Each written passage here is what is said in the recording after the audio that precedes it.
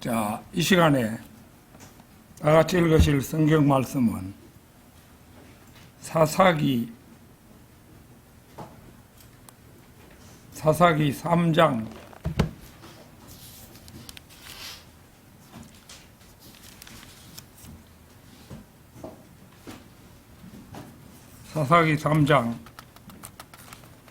20절에서 30절까지 말씀입니다.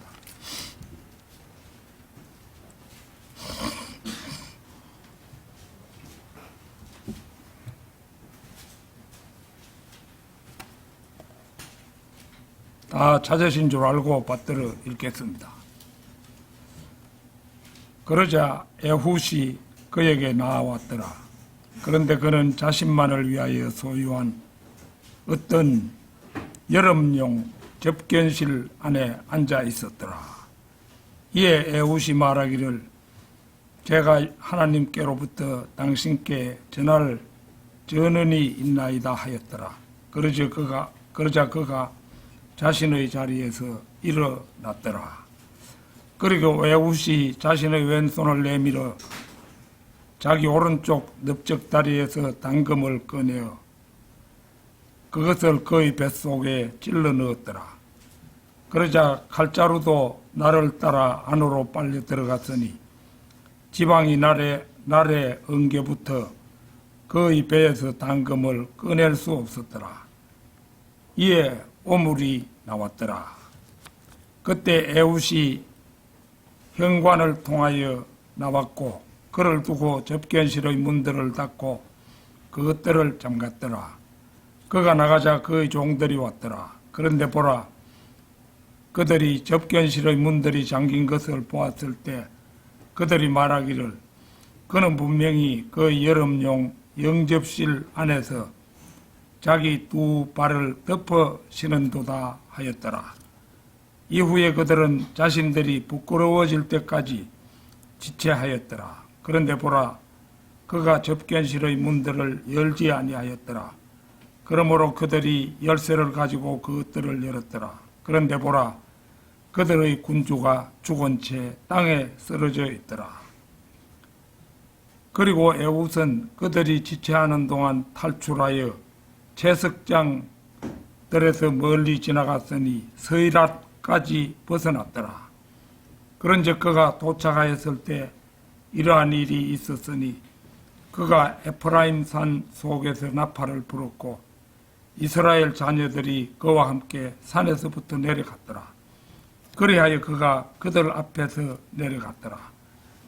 그러면서 그가 그들에게 말하기를 나를 따르라. 이는 주께서 너희 원수들인 모압 족들을 너희 손안에 넘기셨기 때문이라 하였더라.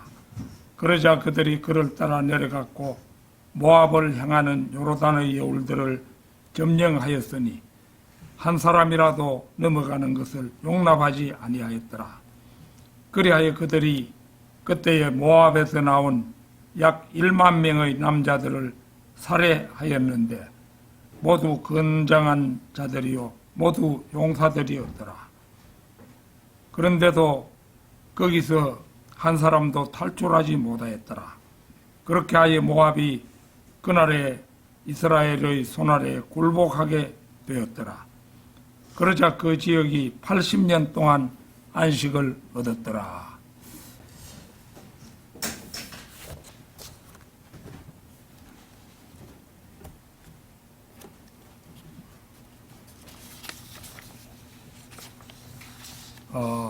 오늘은 이스라엘을 모압으로부터 해방시킨 왼손잡이 에훗, 이스라엘을 모압으로부터 해방시킨 왼손잡이 에훗, 이런 제목으로 말씀드리겠습니다. 왼손잡이 에훗은 하나님께서 이스라엘을 구원하기 위해 운니엘에 이어 두 번째로 택하신 사사입니다. 우리는 얼마 전 모세에 의해 모세 오경이 확립되고 뒤의 여호수아에 의해 그 율법이 계승되고 지켜졌으나 여호수아와 비슷한 연배의 장로들이 다 죽자 누구 하나 하나님의 말씀을 기억하지 않는 암울한 시대인 사사 시대로 접어들었음을 사사 입다의 행적을 통해 살펴본 바가 있습니다. 사사기 시대 역사의 패턴은 판에 박힌 듯한 악순환의 반복을 보여줍니다. 하나님의 말씀을 잃어버린 이스라엘은 먼저 타락하고 하나님의 징계를 받아서 견디다 못해 백성들이 회개하면 사사들을 통해서 구원하는 그러나 곧 나태와 망각에 의한 재타락이라는 거의 동일한 패턴을 반복하게 됩니다. 그리하여 엘리와 사무엘을 뺀 14명의 사사들의 행적이 각각 길게 또는 짧게 기록된 것이 바로 사사기입니다. 이러한 사사들은 전국을 다 통치한 것이 아니라 자기 출신 또는 관련 지파만 다스렸습니다. 그리하여 동시대에 여러 명이 각각 자기 지역을 다스리기도 했습니다. 따라서 개별적 사사들의 행적을 기록한 3장 6절에서부터 16장 31절까지 부분은 먼저 오늘의 본문 말씀이 들어있는 3장 7절에서 31절이 남부지역, 그 다음에 4장 5장은 북부지역, 또 6장 1절에서 10장 5절까지는 중부지역, 10장 6절에서 12장 7절은 요르단강 동부지역의 순서로 제시됩니다. 오늘의 본문 말씀 바로 앞 7절에서 11절에는 하나님께서 이스라엘을 메소포타미아 왕인 쿠샨리 샤다임 손에 넘기시는 바람에 이스라엘 자녀들이 쿠샨리 샤다임을 8년 동안 섬겼다고 소개됨과 아울러 이스라엘의 초대 사사인 운리엘이 소개됩니다.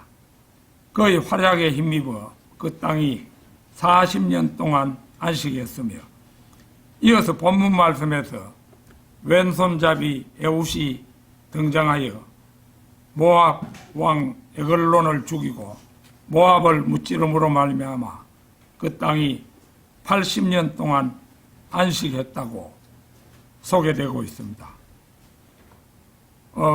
운리엘이 훌륭한 그런 사사였지만은 이 에웃은 제가 보기에는 더 훌륭한 사사였어요. 그래서 그 운리엘 사사가 이긴 다음에는 40년 동안 안식했는데 에훗이 에글론을 죽이고 모압을 무찌른 후에는 그 땅이 80년 동안 안식했다. 이렇게 소개되고 있습니다. 자, 이스라엘을 모압으로부터 해방시킨 왼손잡이 에훗. 첫째는 왼손잡이 에훗이 활약한 시기의 시대 상황입니다. 오늘의 본문 말씀 바로 앞 사사기 3장 12절에서 14절을 보겠습니다. 3장 12절에서 14절 말씀입니다. 그러고 나서 이스라엘 자녀들이 주의 목전에 다시 악을 행하였더라. 그런즉 주께서 이스라엘을 대적하여 모압 왕 에글론을 강성하게 하였으니 그들이 주의 목전에 악을 행하였기 때문이라. 그리하여 에글론이 암몬과 아말렉의 후손들을 자신에게로 모은 다음에 가서 이스라엘을 쳤으니 종려나무들의 도시를 차지하였더라. 그렇게 하여 이스라엘 자녀들이 모압 왕 에글론을 18년 동안 섬겼더라. 여기에서 우선 눈여겨볼 것은 그러고 나서 이스라엘 자녀들이 주의 목전에 다시 악을 행하였더라. 이 대목입니다. 사사 운리엘이 죽고 난 후 이스라엘의 이스라엘이 모세의 법인 율법을 떠나서 하나님을 버리고 이방의 신들을 섬기는 배교 행위를 저질렀음을 알려주는 대목입니다. 악을 행하였더라. 이 대목이 바로 그것입니다. 즉 여기에서 말하는 악은 곧 이스라엘이 우상 숭배한 것을 가리키는 말입니다. 그리하여 에글론이 암몬과 아말렉의 후손을 자신에게로 모은 다음에 가서 이스라엘을 쳤으니 종려나무들의 도시를 차지하였더라. 여기에서 에글론은 모압의 왕이고 암몬은 아브라함의 조카 롯이 둘째 딸과 잠자리를 같이 해서 생겨난 아들 곧 베남미의 후손들입니다. 창세기 19장 38절에 기술되어 있지요. 그리고 아말렉은 야곱의 형 에서의 후손으로 팔레스타인 남방의 광야에서 시내반도까지 이르는 땅에서 유목 생활을 하며 살아가던 족속입니다. 결국 이 대목이 말해주는 것은 요르단강 동편의 모압과 암몬 그리고 아말렉의 연합군이 침공해 와서 이스라엘을 유린했음을 알려줍니다. 아울러 종려나무들의 도시는 예리코를 말합니다. 요르단강 하류 계곡의 지배권은 누가 이 성읍을 차지하느냐에 따라 달라졌기에 전략적으로 중요한 성읍이었습니다. 따라서 에글론이 예리코 성읍을 점령했다는 것은 요르단강 하류에 대한 지배권을 획득하여 이스라엘 전체를 칠 교두보를 확보했다는 의미임을 알 수 있습니다. 이렇게 하여 이스라엘 자녀들이 모압 왕 에글론을 18년 동안 섬겼더라. 운니엘 사사 시대에는 8년 동안 압제를 받았지만 에훗 사사 시대에는 18년 동안 압제를 받았다고 보는 것처럼 성경은 기록하고 있습니다. 섬겼더라는 말은 그들의 통치 아래서 노예 생활을 한다는 의미와 더불어 정려물을 그들에게 바쳤음을 의미합니다. 정려물, 곡물이라고 하는데 조공을 바치는 걸 말하는 거죠. 우리도 옛날에 중국에 대해서 조공을 많이 바쳤죠. 자, 15절을 보겠습니다. 그러나 이스라엘 자녀들이 주께 부르짖었을 때 주께서 그들에게 구출자를 이렇게 세우셨으니 곧 게라의 아들이요 베냐민족이요 왼손잡이 남자인 에훗이라. 그리고 이스라엘 자녀들이 에훗 편으로 모압 왕 에글론에게 정려물을 보냈더라. 그러나 16절 보겠습니다.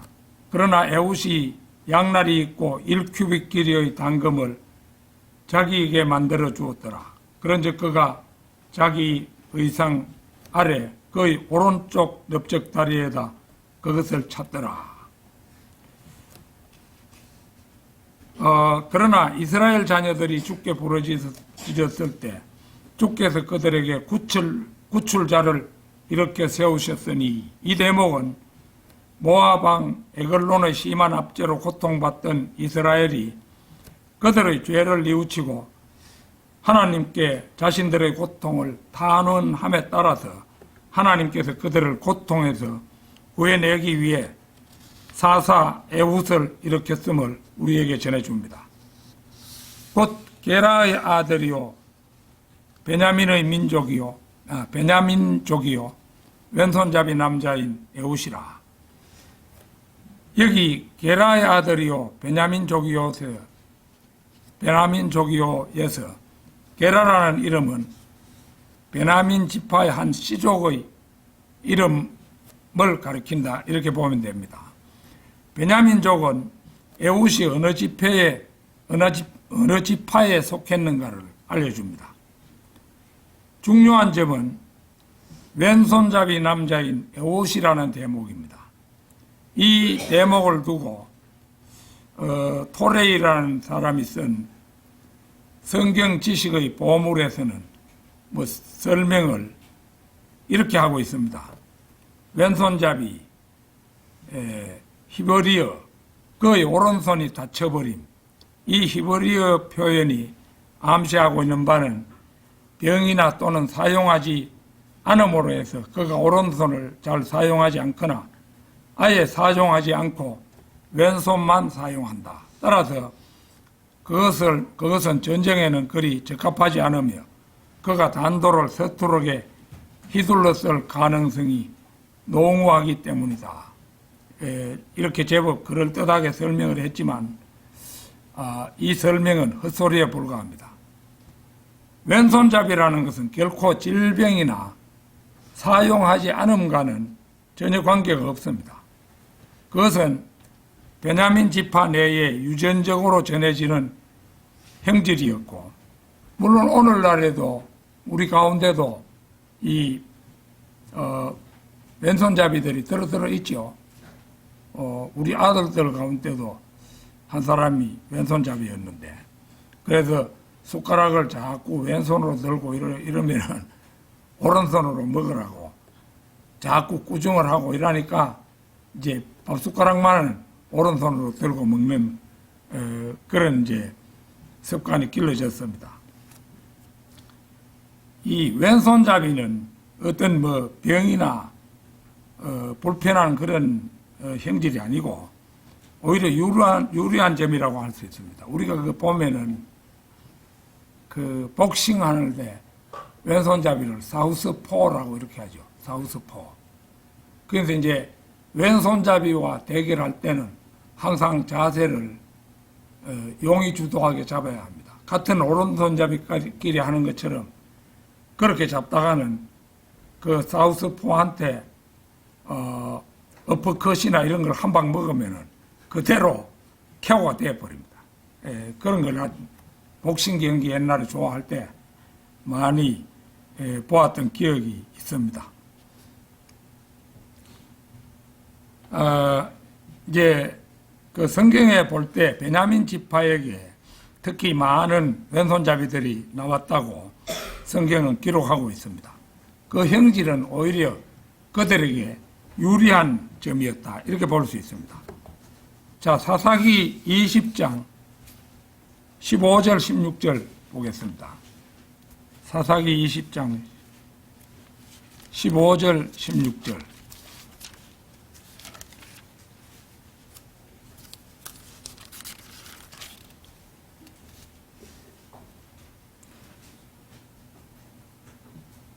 그리고 베냐민 자녀들이 계수되었으니 당시에 도시들에서 나온 자들이 기브아의 거주자들 외에도 칼을 뺀 2만 6천 명의 남자들이 있었고 700명의 선정된 남자들이 계수되었더라. 이 전체 백성 중에서 왼손잡이이자 선택된 남자들 700명이 있었더라. 모두가 저마다 무림매로 돌들을 던질 수 있었는데 머리카락 한 올 너비만큼도 빗나가는 법이 없었더라.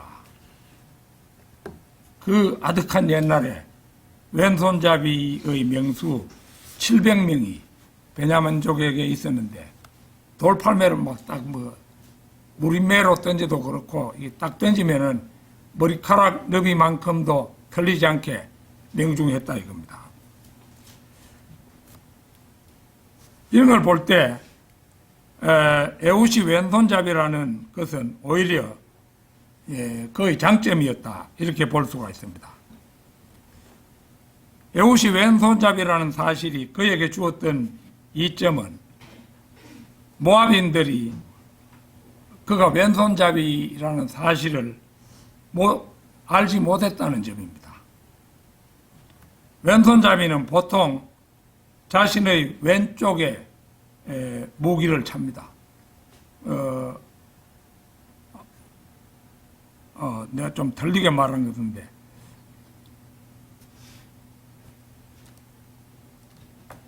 오른쪽에 이제 무기를 차는 거죠. 그게 이제 왼손잡이 같은 거, 왼손을 주로 사용하기 때문에 이쪽에서, 오른쪽에서 허벅지에 그걸 매놨는 것을 딱 칼을 빼내는 거죠.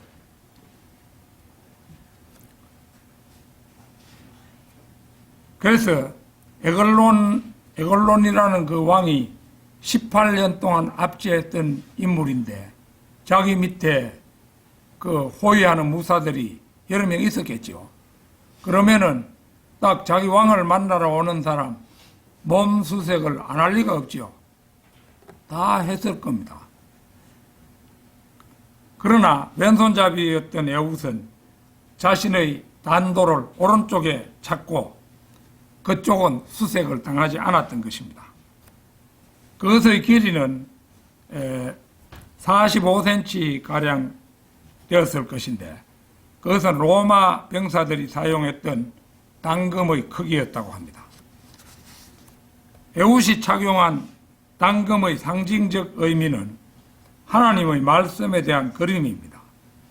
히브리서 4장 12절 잠시 찾겠습니다. 히브리서 4장 12절입니다.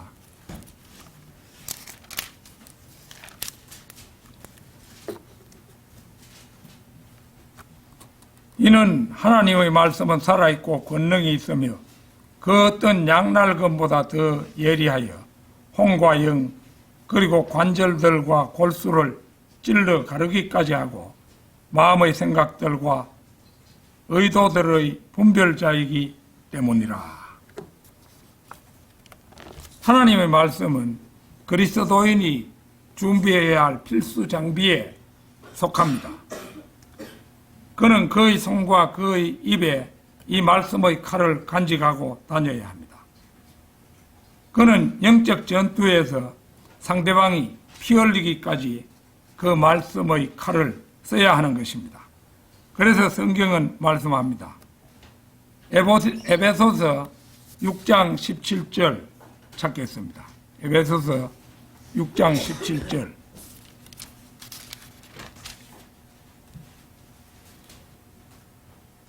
그리고 구원의 투구와 성령의 검, 곧 하나님의 말씀을 붙들라. 이사야서 49장 2절도 찾겠습니다. 이사야서 49장 2절입니다.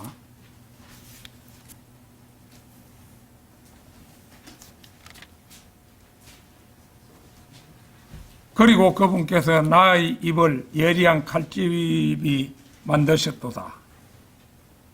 그분께서 자신의 손그늘 안에 나를 숨기셨고 나를 광이 나는 화살대로 만드셨도다. 그분께서 자신의 화살통 속에 나를 숨기셨도다. 참으로 적절한 말씀들이죠. 이스라엘을 모압으로부터 해방시킨 왼손잡이 에훗. 둘째는 하나님께서 세우신 지혜롭고 용기 있는 용사인 왼손잡이 에훗입니다. 본문 말씀 바로 앞 19절을 보겠습니다. 19절. 본문 말씀 바로 앞에 19절. 그러나 그 자신은 길갈 옆에 있던 채석장들에서부터 다시 돌이키며 말하기를 오 왕이여 제가 당신께 은밀한 용건이 있나이다 하였더니 왕이 말하기를 조용한 자리를 만들라 하였더라. 그러자 그의 곁에 서 있던 모든 이가 그에게서 물러갔더라. 왕을 암살한다고 할 때 우선적으로 할 일은 제일 먼저 그를 호위하는 무사들을 떼어놓는 일이 가장 급선무라고 할 것입니다. 오 왕이여 제가 당신께 은밀한 용건이 있나이다. 이 말은 호위하는 무사들을 떼어놓기에 가장 효과적인 말이라 할 수 있습니다. 이런 말을 입 밖으로 낼 때는 이제 상대방에게 조금이라도 말소리가 떨리게 나온다든지 이래서는 눈치채지요. 아주 자연스럽게 연기를 잘해야 됩니다. 아주 적당하게 목소리 조절도 잘하고 이래서 참 실제로 어떤 은밀한 용건이 있는 것처럼 그렇게 말해야 하는 겁니다. 그래서 그는 그 말을 함으로 해서 주위의 그 호위무사들로부터 이제 믿음직한 그런 인상을 주었을 것입니다. 과연 에웃의 말은 에글론이 추워도 의심하지 않고 받아들이도록 했습니다. 그러자 그의 곁에 서 있던 모든 이가 그에게서 물러갔더라. 이 말이 그 사실을 잘 보여주고 있죠. 본문 말씀 20절에서 22절 보겠습니다. 그러자 에웃이 그에게 나아왔더라. 그런데 그는 자신만을 위하여 소유한 어떤 여름용 접견실 안에 앉아 있었더라. 이에 에웃이 말하기를 제가 하나님께로부터 당신께 전할 전언이 있나이다 하였더라. 그러자 그가 자신의 자리에서 일어났더라. 그리고 에웃이 자신의 왼손을 내밀어 자기 오른쪽 넓적다리에서 당금을 꺼내어 그것을 그의 뱃속에 찔러 넣었더라. 이건 정광석화같이 딱 찔러 넣은 거죠. 그러자 칼자루도 나를 따라 얼마나 세게 찔렀는지 칼자루도 나를 따라서 안으로 빨려 들어갔으니 지방이 날에 엉겨붙어 그가 그의 배에서 당금을 꺼낼 수 없었더라. 이에 이제 그 안에 이 당금이 들어가면서 창자들을 상하게 했겠죠. 그 창자 속에 들어있던 내용물이 바깥으로 나온 겁니다. 에웃이 에글론에게 나아갔을 때 이제 이 에글론은 자신만을 위한 여름용 접견실에서 에웃을 맞이했습니다. 에웃은 하나님의 전령사답게 제가 하나님으로부터 당신께 전할 전언이 있나이다 이렇게 말하며 접견실로 들어섰습니다. 에글론은 자신의 자리에서 일어나며 아마도 인자한 미소를 지으며 에글론을 맞이했을 것입니다. 에글론은 이미 18년째 점령지를 다스려 왔기에 감히 자신에게 위해를 가할 어떤 사람도 없을 것이라 단정하고 다만 이제 에웃이 하고자 하는 말이 궁금했을 것입니다. 그러나 에웃이야말로 그날 자신을 죽일 지옥 사자일 줄은 꿈에도 생각하지 못했습니다. 그런데 뜻밖의 이제 변고가 일어났습니다. 왼손잡이 에웃이 오른쪽 넓적다리에서 당금을 뽑아 숨 돌릴 겨를도 없이 그의 부른 배를 찔러왔던 것입니다. 이 장면을 성경은 그리고 에웃이 자신의 왼손을 내밀어 자기 오른쪽 넓적다리에서 당금을 꺼내어 그것을 그의 뱃속에 찔러 넣었더라 이렇게 묘사하고 있습니다. 에웃의 당금은 비만한 에글론에게 가한 일격필살의 그 의미였습니다. 한번 찔러가지고 상대방의 목숨을 끝장내는 그런 일검이었죠. 에글론은 너무도 뚱뚱해서 에웃이 찔러 넣는 정광석화 같은 속도에 그의 배의 지방이 칼날 부분은 물론 칼자루까지도 송두리째 삼켜버렸습니다. 그러자 칼자루도 날을 따라 안으로 빨려 들어갔으니 지방이 날에 엉겨붙어 그가 그의 배에서 당금을 꺼낼 수 없었더라. 이에 오물이 나왔더라. 아주 그 사사기의 묘사가 생생하게 묘사를 해주고 있죠.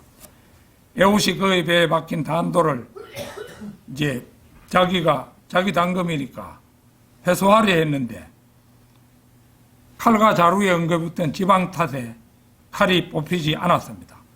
오히려 칼자루가 들어간 자리에서 손상된 장기로부터 내용물 또 더러운 오물이 흘러나올 뿐이었습니다. 우리는 여기에서 훌륭한 영적 교훈을 도출할 수가 있습니다. 첫째는 에훗이 에글론과 잘 어울렸듯이 죄인을 다루기 위해서는 찌르기 직전까지는 상대방을 죽이려면 잘 어울려야 되죠. 그렇죠?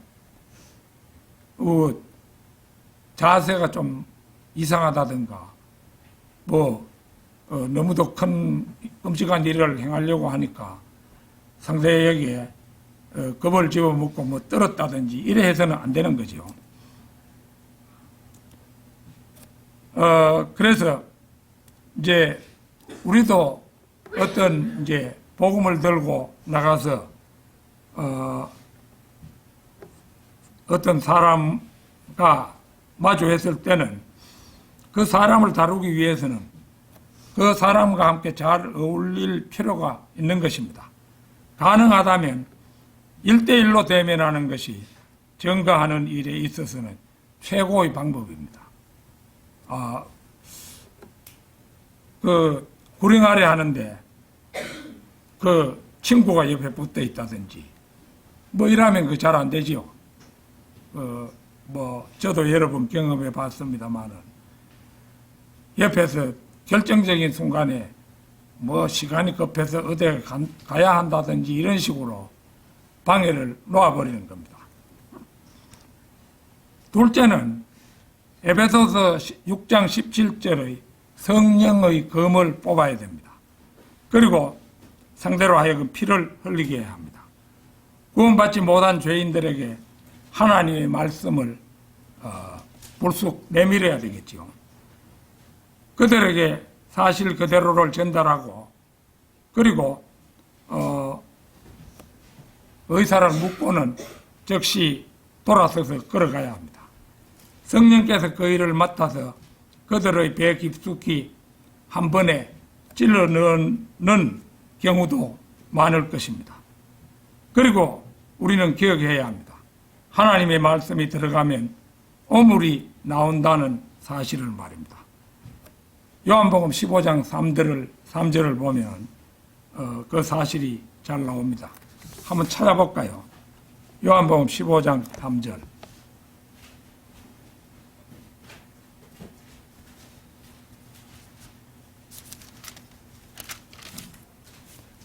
이제 너희는 내가 너희에게 전한 말씀을 통하여 정결하게 되었느니라.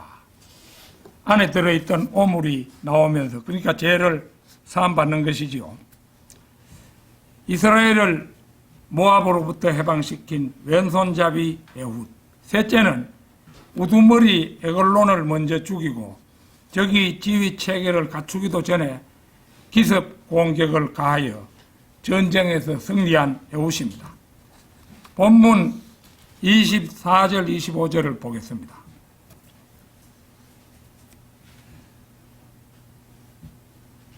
그가 나가자 그의 종들이 왔더라. 그런데 보라, 그들이 접견실의 문이 잠긴 것을 보았을 때 그들이 말하기를 그는 분명히 그 여름용 영접실 안에서 자기 두 발을 덮어 신은도다 하였더라. 이건 이제 낮잠이라도 들었다는 그런 의미가 되겠죠. 이후에 그들은 자신들이 부끄러워질 때까지 지체하였더라. 그런데 보라, 그가 접견실의 문을 열지 아니하였더라. 그러므로 그들이 열쇠를 가지고 그것들을 열었더라. 그런데 보라, 그들의 군주가 죽은 채 땅에 쓰러져 있더라. 에훗은 에글론을 죽인 다음 문을 잠그고 침착하게 피신합니다. 그러자 그의 종들이 왔습니다.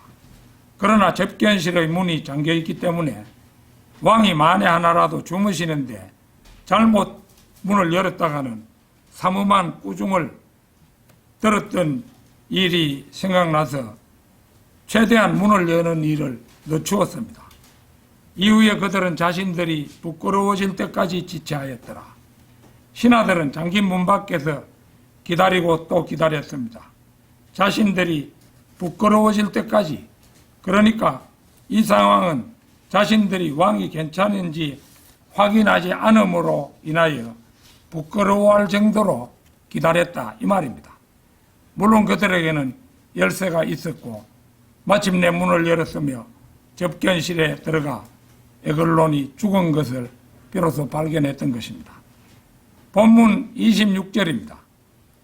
그리고 에훗은 그들이 지체하는 동안 탈출하여 채석장에서 멀리 지나갔으니 서이락까지 벗어났더라. 그때 에글론을 죽인 에훗은 이미 모압 병사들의 손이 미치지 않는 안전지대까지 피신하고 있었습니다. 자, 본문 말씀 27절에서 30절 보겠습니다. 그가 도착하였을 때 이러한 일이 있었으니 그가 에프라임 산 속에서 나팔을 불었고 이스라엘 자녀들이 그와 함께 산에서부터 내려갔더라. 그리하여 그가 그들 앞에서 내려갔더라. 그러면서 그가 그들에게 말하기를 나를 따르라. 이는 주께서 너희 원수들인 모압 족도를 너희 손안에 넘기셨기 때문이라 하였더라.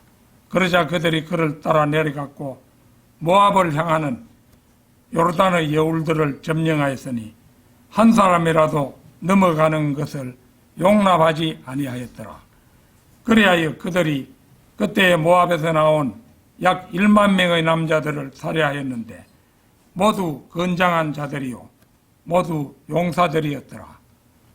그런데도 거기서 한 사람도 탈출하지 못하였더라. 그렇게 하여 모압이 그날에 이스라엘 손아래 굴복하게 되었더라. 그러자 그 지역이 80년 동안 안식을 얻었더라. 에훗은 에프라임 산속에서 나팔을 불어 이스라엘 자녀들을 소집했습니다. 그리고 그들을 데리고 외칩니다. 나를 따르라. 이는 주께서 너희 원수들인 모압 족들을 너희 손안에 넘기셨기 때문이라. 이스라엘 민족은 에훗을 따라 내려가 요르단의 여울들을 점령했고 모압에서 나온 약 1만 명의 건장한 남자들을 살해했으며 그러하여 그 지역은 80년 동안 안식을 얻었습니다. 1만 명 학살했다 이 말은 대단한 전과죠. 우리가 제가 학교에서 봐서 압니다만은 제가 그 문화중고등학교 있었을 때 그 학생들 한 1000명 중학교 있을 때는 약 1000명 좀 넘었었는데 그 학생들이 운동장에 서 있는데 굉장히 많습니다. 수가. 그런데 1만 명이면 그 10배라요. 이거 대단한 숫자입니다.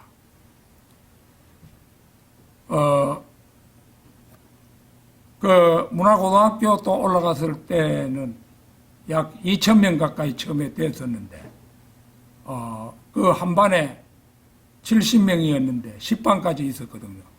그럼 700명, 2,100명 되죠. 3학년까지 하면은.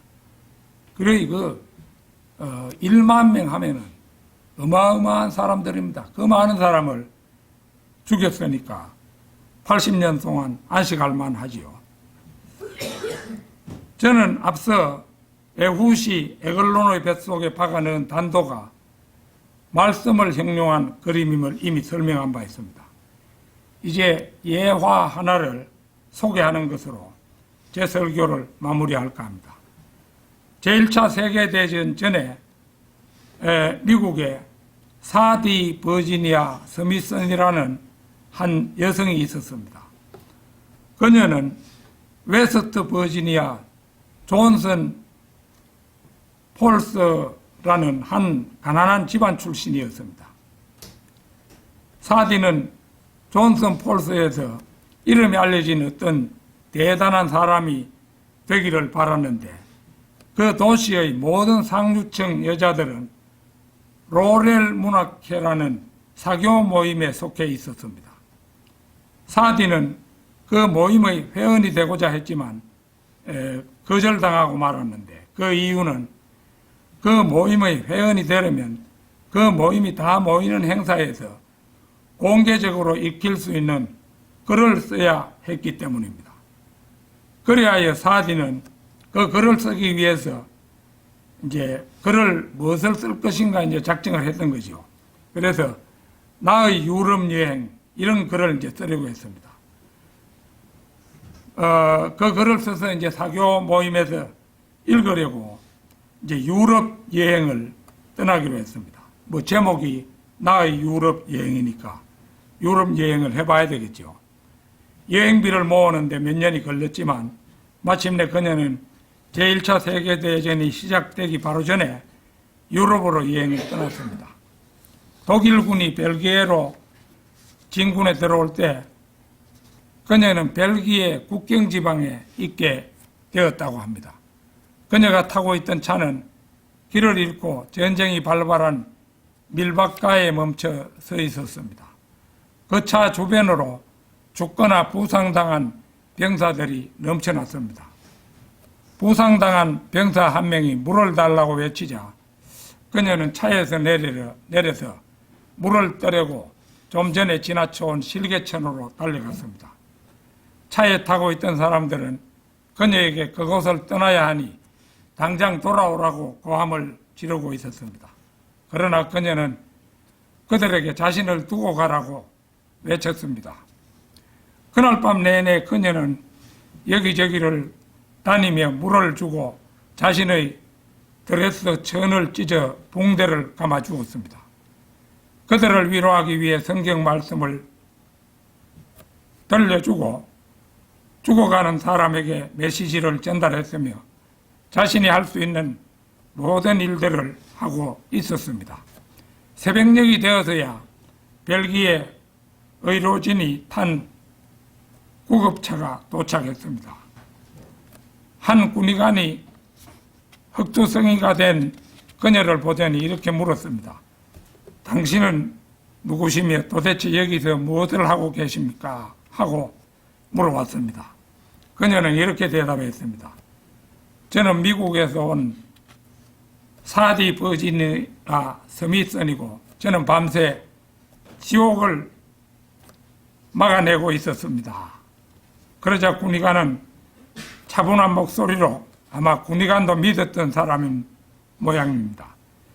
사디 버지니아 양 그렇게 해주셨다니 참으로 다행입니다. 왜냐하면 지난밤 세상의 모든 이들은 지옥의 문빗장을 활짝 풀어놓고 있었거든요.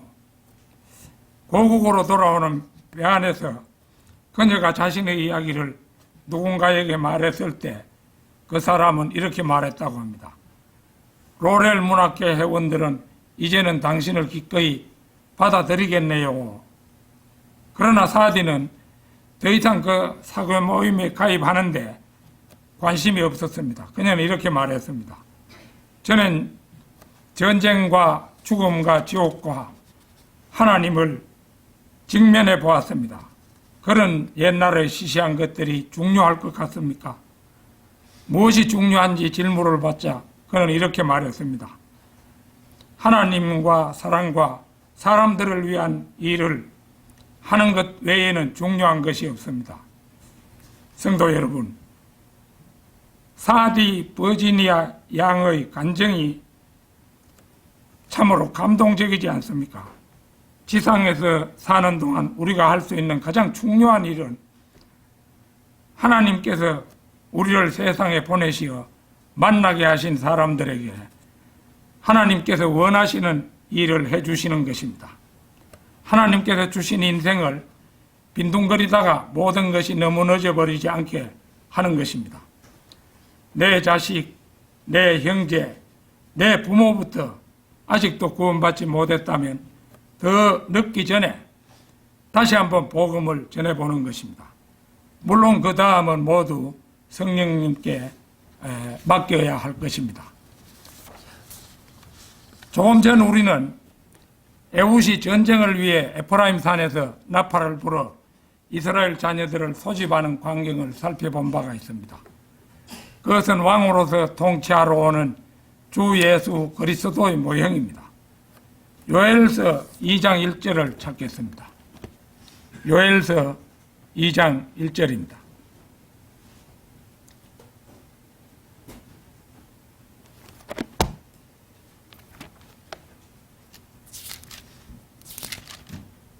요엘서 2장 1절